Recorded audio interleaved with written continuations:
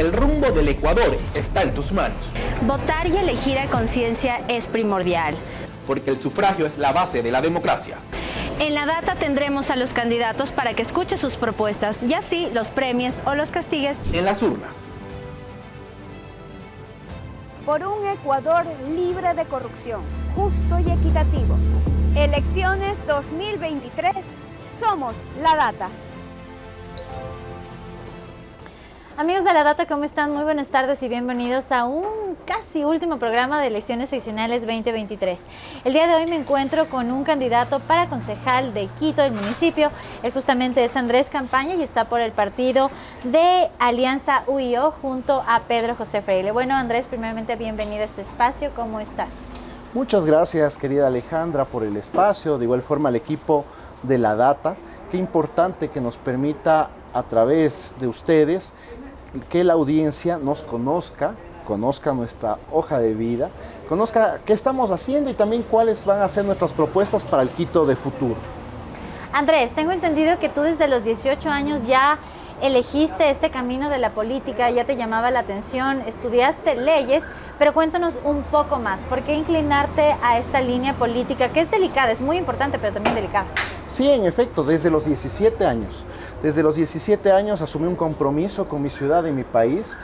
De hecho, a los 17 años coincidí con algunas personas como Elsa Guerra, que es nuestra actual candidata a la prefectura, en las luchas, por ejemplo, para que los estudiantes secundarios no se nos suban los pasajes, en contra de los gobiernos nefastos que hemos tenido en el país. En ese momento el gobierno de Lucio Gutiérrez, de Alfredo Palacio. Luego yo inicié a estudiar Derecho en la Universidad Católica, me gradué como licenciado en Ciencias Jurídicas, pero en efecto, siempre he tenido una inclinación por la política desde el punto de vista académico. De hecho, también por eso fui, como muchos ecuatorianos, migré, estudié y me gradué en una universidad del extranjero, en España, en la Complutense de Madrid, en donde obtuve mi maestría en análisis político. ¿Te preparaste entonces para que todos esos conocimientos los puedas impartir desde tu país? Sin lugar a dudas, siempre he buscado prepararme para aportar a mi país, a mi ciudad, desde el punto en que me encuentre. Inicié mi vida laboral también muy joven, inicié a los 19 años. A los 19 años fui auxiliar de servicios en una institución pública y desde entonces he venido teniendo algunos trabajos distintos y finalmente hace aproximadamente 2 años, luego de 2 años de gestión, terminé siendo director provincial del IES en la provincia de Pichincha.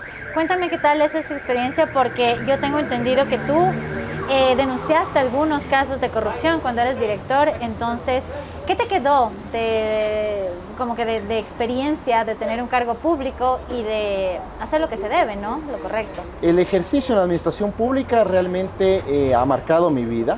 El ejercicio del cargo de director provincial del IES marca también incluso el nuevo rumbo que he tomado. Es la primera vez que estoy participando como candidato y en ese sentido al menos 3 hitos durante mi gestión son hitos que yo considero importantes y que creo que también la ciudadanía los ha reconocido. El primero de ellos es que fui el primero en denunciar la existencia de la mora patronal. La mora patronal supera hoy en día casi los $2.000 millones que perjudican evidentemente al IES, una institución importante en el área social, pero también perjudica a sus afiliados y pensionistas. Presentamos un total de 19 denuncias penales en contra de los mayores deudores de la Seguridad Social. Eso no se lo había hecho antes. Y luego de esa denuncia, muchos de ellos iniciaron acciones de pago. Por ejemplo, la Universidad Tecnológica Equinocial, que en su momento debía más de 8 millones. Andrés, algo importante saber, discúlpame que te corte, de estas denuncias, ¿tú lograste obtener algo? Sí, precisamente lo que te estaba comentando. Eso sirvió para presionar a los deudores a que paguen. La Universidad Tecnológica Equinocial, que era el mayor deudor de la provincia, con un monto que superaba los $8 millones, pagó la totalidad de la deuda. Capaz en este momento tiene un poco de deuda, no sé, no he tenido la cifra actualizada, pero en ese periodo se iniciaron las acciones de cobro. También con Canal 1. Canal 1 era el segundo gran deudor. Lastimosamente en el caso de Canal 1 no tuvimos una respuesta satisfactoria. De hecho es conocimiento público de que Canal 1 presentó luego varios problemas que que finalmente determinaron en el cierre del canal. Por supuesto. Un segundo gran elemento de esa gestión es que me tocó liderar el IES en momentos en que enfrentaba el país y el mundo la pandemia del COVID-19. Y esto es importante porque ahí yo entendí personalmente la importancia de la salud pública. Y una de mis principales propuestas como concejal, en conjunto con el equipo de trabajo de Pedro Freile a la alcaldía, de Elsa Guerra a la prefectura y de toda la Alianza 1723, va enfocada a establecer un sistema metropolitano de salud. Y un tercer elemento que también, quizás es el tercer elemento que más me ha marcado, es el trabajo con los adultos mayores. Nuestros adultos mayores son el grupo poblacional más marginado y olvidado de nuestra sociedad. Lastimosamente en la sociedad que nosotros vivimos, cuando algo ya no es útil, entre comillas, lo desechamos. Pero no solamente pasa con las cosas, también pasa con las personas. Y lastimosamente es la realidad de nuestros padres y nuestros abuelos, a los cuales muchas veces sus propias familias los abandonan. Y evidentemente frente a ello necesitamos políticas públicas a través de los distintos niveles de gobierno para atenderles a ellos. También una propuesta emblemática en ese sentido, porque los adultos mayores son pieza fundamental de este proyecto político, es el establecer al menos 20 tatacentros en la ciudad de Quito, que son espacios de encuentro, de socialización, de diversión. Son espacios de enseñanza y aprendizaje. El adulto mayor está ávido de conocer más y también compartir sus experiencias. En ese sentido, por ejemplo, talleres sobre yoga, pintura, danza, canto, entre otros, sirve para mantener un envejecimiento activo y está científicamente comprobado que un envejecimiento activo tiene enormes repercusiones a la hora de disminuir el índice de morbilidad y de mortalidad. Es decir, un adulto mayor que se mantiene activo tiene menores posibilidades de enfermarse y finalmente de fallecer. Entonces, Andrés, hacia ellos estamos enfocados. este planeamiento que tú te has hecho para beneficio de los adultos mayores, ¿ya han segmentado en qué lugares de Quito van a tener? Nosotros hemos hecho un plan de trabajo en la Alianza. Este plan de trabajo fue levantado por los mejores técnicos en distintas áreas, pero también ese plan de trabajo ha sido complementado, mejorado, fortalecido por la ciudadanía. En ese sentido, es un plan de trabajo que está en permanente construcción. De hecho, a través de nuestras redes sociales, sea Facebook, Twitter, Instagram o TikTok, me pueden encontrar como Andrés Campaña Remache o como @acampana_remache y van a encontrar nuestra propuesta. De igual forma, en nuestra página web como www.andrescampana.es, en donde van a conocer la propuesta de la Alianza UIO y van a conocer elementos importantes, como por ejemplo la necesidad de poner énfasis en una política de salud social. Y cuando hablamos de la salud social, hablamos de una visión integral de la salud que incorpora salud ambiental, que incorpora salud sexual y reproductiva, que incorpora salud mental, que son elementos que muchas veces están olvidados. Dentro de eso, por ejemplo, en lo que sí hemos avanzado, y hemos avanzado porque ya el municipio de Quito hoy cuenta con informes de viabilidad, estudios que dan, estudios técnicos que dan la posibilidad de construir 2 nuevas unidades médicas, tanto en el sector de Colinas del Norte, tanto en el sector de Chimbacay. Recordemos que actualmente en el municipio de Quito están bajo su responsabilidad 3 unidades médicas, que en antaño fueron instituciones muy reconocidas. Una de ellas, por ejemplo, el Patronato San José. Claro. Y que lastimosamente, fruto de la crisis que vive la ciudad, hoy son instituciones que al igual que el MSP o el mismo IES no están funcionando como deberían. Pero tú, ¿cómo consideras que debería funcionar este patronato? Porque actualmente sí está vigente. Están vigentes. Hay que primero establecer un sistema metropolitano de salud. Ahí voy a cumplir un papel fundamental porque es necesaria una reforma al Código Municipal. En ese sentido, fortalecer, mejorar, potenciar las 3 unidades médicas actuales. Las 3 unidades médicas de hoy son hospitales del día, básicamente, son unidades de segundo nivel. La red metropolitana de salud evidentemente tiene que ser una red complementaria a la red IES o a la red del Ministerio de Salud Pública, eso es necesario. Y evidentemente también dar paso a algo que muchas veces es olvidado, el énfasis de la salud pública tiene que estar en la promoción de la salud y en la prevención de las enfermedades.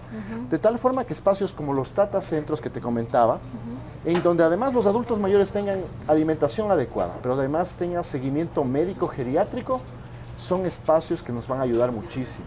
Pero también necesitamos espacios similares para nuestros niños, para nuestros infantes, para la primera infancia. Niños de entre 0 y 3 años. ¿Qué proponemos con los Sobre niños? ello hay que retomar con fuerza los guaguacentros. Los guaguacentros en su momento fueron un proyecto emblemático que lastimosamente el día de hoy no está en funcionamiento.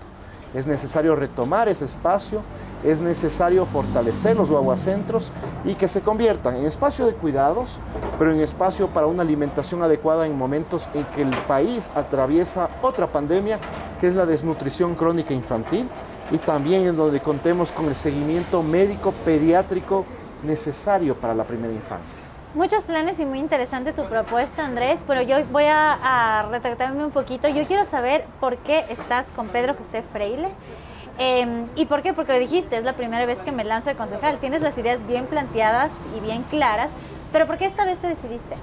Bueno, importante decir, yo he mencionado que he sido activista desde los 17 años en distintas instancias, sea en el colegio, sea en la universidad. Luego he trabajado muy de cerca de sindicatos, he trabajado muy de cerca de organizaciones campesino-indígenas y finalmente lo que más me ha gustado es el trabajo con los adultos mayores. En ese sentido, mi candidatura responde precisamente a un pedido de los sectores con los cuales yo he trabajado para que yo pueda participar, y en ese sentido me he sentido muy honrado de poder representarlos, y precisamente por ello he estudiado y he tenido la posibilidad de desarrollar técnicamente las propuestas que planteamos ante el Consejo Metropolitano de Quito. Otro elemento que no puedo dejar de mencionar es que yo soy parte del Partido Socialista Ecuatoriano. Y el Partido Socialista Ecuatoriano, desde hace 1 año y medio atrás, vive un proceso de renovación. Y ese proceso de renovación pasa primero por tener liderazgos jóvenes. En ese caso está Elsa Guerra, que como he mencionado ha sido una compañera que hemos coincidido en muchas luchas, una persona muy metida en el tema académico, PhD en Derecho de la Universidad Andina Simón Bolívar, donde trabaja, y ella es nuestra candidata a la prefectura. Entonces, una vez que nosotros asumimos este necesario proceso de renovar, innovar el ejercicio político y democrático, nosotros establecimos unas mesas de diálogo absolutamente con todos los candidatos a la alcaldía, incluso candidatos que ya en este momento no están participando, como por ejemplo Fernando Carrión. Nos reunimos con todos estos candidatos y encontramos en Pedro José Freile la apertura para construir juntos un plan de trabajo. Ese plan de trabajo es el que yo les he comentado algunos elementos, pero por ejemplo para mí son aportes muy significativos porque además nosotros tenemos un compromiso con la ecología, con el planeta, con nosotros mismos, con el desarrollo económico de nuestro país en base a la preservación de nuestros recursos naturales. Al menos 5 propuestas en el ámbito ecológico. Andrés, solo después, para continuar ya con las propuestas como tal, tú eres del Partido Socialista Ecuatoriano, me dijiste, ¿no? Ya militante desde algunos años. Pedro José Freile, en cambio, es liberal. Al momento de crear este plan, de hacer la unificación, de plantear las propuestas, ¿no tuvieron algunos desacuerdos? Porque el partido político, obviamente, lo que más importa es el bien de la gente, ¿no? De Quito. Pero para las propuestas sí me imagino que tuvieron algunas, no sé, discusiones, malos entendidos, ¿o cómo fue esto? No, malos entendidos nunca los ha habido. Debates sí. Debates. Importante mencionarlo porque además nosotros dentro de la alianza de la lista 17 y la lista 23, con Pedro Freile a la alcaldía, con Elsa Guerra a la prefectura, hemos hecho un ejercicio además que valoramos y que consideramos que es un ejercicio muy importante para nuestra democracia. Primero, nos reconocemos como diversos y plurales. El Distrito Metropolitano de Quito es una ciudad diversa y plural, y esa diversidad y pluralidad tiene que ser representada. De tal forma que nosotros públicamente hemos señalado que podemos tener puntos de desacuerdo, podemos tener distintos puntos de vista, pero que es propio de una democracia. Y lo enriquecedor de este proceso es que a pesar de nuestras diferencias político-ideológicas, hemos también tenido la capacidad de construir un plan que atienda las principales necesidades de nuestra gente en como un acuerdo. De tal forma que, por ejemplo, los elementos que los he mencionado son elementos que compartimos con Pedro José Freile, como la necesidad de fortalecer el sistema metropolitano de salud o también las propuestas en el ámbito ecológico. Y con tu experiencia, que es bastante importante netamente en el área de salud. Ahora, un concejal lo que hace es fiscalizar. ¿Cómo va a trabajar Andrés en la fiscalización de lo que hace un alcalde? Importante mencionar, como concejales nosotros legislamos y fiscalizamos. Y en ese sentido nosotros cumpliremos a cabalidad nuestras dos grandes funciones con la próxima administración y también con las administraciones pasadas. Es necesario que funcionemos, que legislemos en función de la ciudad y que también fiscalicemos en función de los intereses del Distrito Metropolitano de Quito, independientemente quienes hayan sido autoridades o quienes vayan a ser las próximas autoridades. También mencionar, yo soy parte de un equipo de trabajo y ese equipo de trabajo lo lidera Pedro Freile como candidato a la alcaldía, Elsa Guerra como candidata a la prefectura, y en ese sentido nosotros desde el área de nuestras competencias vamos a coadyuvar a construir un mismo horizonte. Es decir, en mi caso legislaré y fiscalizaré en función del plan de trabajo de la Alianza UIO, en función del plan de trabajo de Pedro Freile a la alcaldía y Elsa Guerra a la prefectura. Andrés, los ciudadanos, no podría decir la mayoría, yo diría que la minoría sabemos lo importante que es la política y la gestión pública, pero los concejales son criticados altamente porque no hacen bien su función, porque pasan detrás de un escritorio, porque no salen. ¿Tú qué les podrías decir a todas las personas que te están viendo para demostrarles que eres algo diferente y que realmente vas a hacer un bien a la ciudad? Bueno, creo que primero hay la juventud, y la juventud significa la fuerza, la energía, la dinámica para hacer las cosas, pero también hay la experiencia. Y en este sentido, con mucho orgullo, puedo mencionarles. Yo tuve la oportunidad ya de responder una pregunta similar a la que tú me has hecho. Yo fui director provincial del IES en la provincia de Pichincha, como he mencionado a lo largo de esta entrevista, y es un cargo que no ha dejado de ser polémico. El pasar por una institución tan compleja como el Instituto Ecuatoriano de Seguridad Social, evidentemente fue un reto muy significativo. Pero más significativo aún, saber que luego de esa gestión de casi 2 años, existe una valoración positiva. Pudimos construir, sobre todo, relaciones de apoyo que hasta el día de hoy se mantienen. Nosotros con las asociaciones de adultos mayores, con las organizaciones de jubilados y pensionistas, con las organizaciones de trabajadores, con las organizaciones del Seguro Social Campesino, son siempre parte fundamental de todos los proyectos de vida que yo los estoy llevando a cabo, sea como futura autoridad o sea como ciudadano. De tal forma que yo creo que ya existe una experiencia previa que da cuenta de que nosotros en el ejercicio de la administración pública vamos a dejar una impronta diferente a lo que ha venido sucediendo.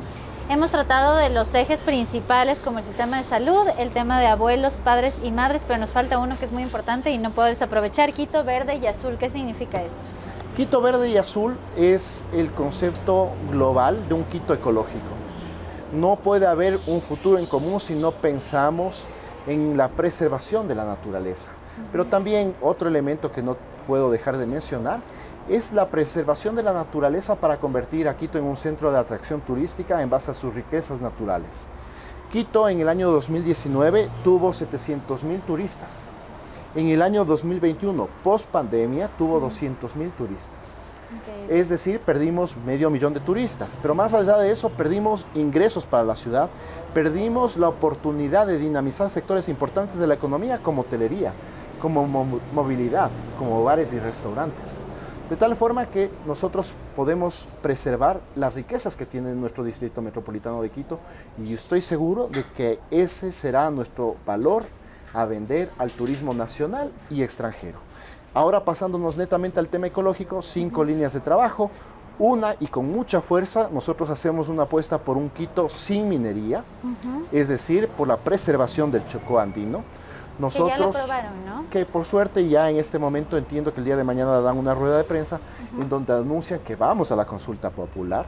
Va a ser un proceso importantísimo y del cual desde ya yo anuncio mi apoyo militante precisamente para que se apruebe la consulta popular. Decía, un Quito sin minería, la necesidad de tratar los residuos sólidos. ¿Cómo vamos a hacer eso? Actualmente Quito tiene un grave problema. Quito está produciendo cerca de 2.200, 2.400 toneladas de basura diarias. Y eso va al relleno sanitario. Un relleno sanitario que en este momento está a punto de colapsar. De hecho, el relleno sanitario del Inca no funcionará luego de este año, porque realmente está ya abarrotado. La solución no va a significar tampoco construir un mega hueco en la tierra para poder volver a enterrar más basura. La solución está en producir menos basura. Y en producir menos la basura estamos hablando de una apuesta a la economía circular, la necesidad de reducir, reutilizar y reciclar los desechos sólidos. Quito está en este momento reciclando menos del 1% de la basura. Y gran parte de ese reciclaje se debe a los recicladores de base, que son personas que trabajan en condiciones precarias laborales y que realizan, sin embargo, una labor muy significativa. Hay ciudades como San Francisco, estamos muy lejos de aquello, en donde el 80% de la basura es reciclada. Hacia allá debemos apuntalar. Como también el tratamiento de las aguas residuales. Y es importante el tema de la socialización, creo que la ciudadanía, ¿no? Porque obviamente el distrito es el que se encarga. Socialización, educación. Pero, claro, implementar este cambio de chip, reciclemos y diferenciemos. Bueno, Andrés, ya se nos quedó realmente corto el tiempo, pero muchas gracias por comunicarte con nuestra audiencia. Si tienen alguna duda sobre su detalle de la campaña, lo que estamos hablando, ¿dónde te pueden encontrar nuevamente? Repíteles, por favor. Me pueden encontrar en mis redes sociales, sea Facebook, sea Twitter, Instagram o TikTok, como Andrés Campaña Remache o como @acampana_remache. Yo atiendo de forma personalizada mis redes sociales porque es la forma en la cual yo me comunico con la ciudadanía. Muchas gracias, querida Alejandra, por esta entrevista, al equipo que conforma La Data también, porque nos ha permitido expresar nuestro plan de trabajo y sobre todo también cuál es nuestra visión del Quito de futuro. Finalmente quiero también invitarles, hoy es el cierre de campaña, vamos a reunirnos, a congregarnos aquí muy cerca en las Naciones Unidas e Iñaquito, en donde nos dirigiremos a la discoteca El Rumor, y ahí evidentemente podremos compartir con Pedro José Freile, nuestro candidato a la alcaldía, con Elsa Guerra, nuestra candidata a la prefectura, y también con su servidor. Muchísimas gracias y bueno, todos invitados si desean asistir. Y gracias a ustedes también por acompañarnos en este programa que ya es casi el último y que bueno, tengan buena tarde y sigan siempre a las redes sociales de La Data. Chao.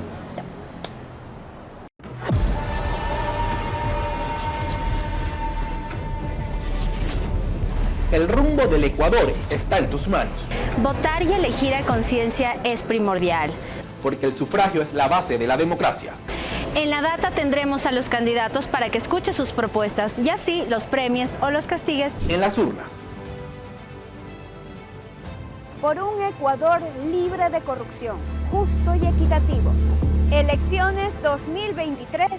Somos La Data.